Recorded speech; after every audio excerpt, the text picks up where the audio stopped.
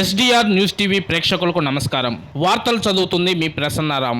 ఒంగోలులోని పార్వతమ్మ గుడి సమీపంలో ఉన్న ఓ స్పా సెంటర్లో అసాంఘిక కార్యకలాపాలు జరుగుతున్నాయని పోలీసులకు సమాచారం అందింది. ఈ మేరకు దాడులు నిర్వహించారు. నిబంధనలకు విరుద్ధంగా అక్కడ ఓ మహిళ పురుషుడికి మసాజ్ చేస్తుండటాన్ని గుర్తించారు. గంజాయి, కండోమ్ ప్యాకెట్లు దొరికాయి. స్పా సెంటర్ నిర్వాహకుడిపై కేసు నమోదు చేశారు. పోలీసులు రాక చూసి మసాజ్ చేసే మహిళ అక్కడి నుంచి పారిపోయారు.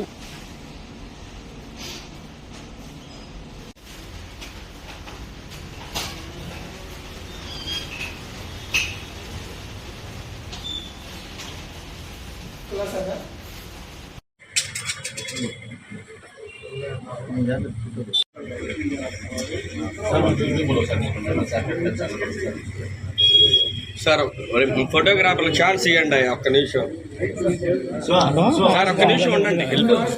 చేయగా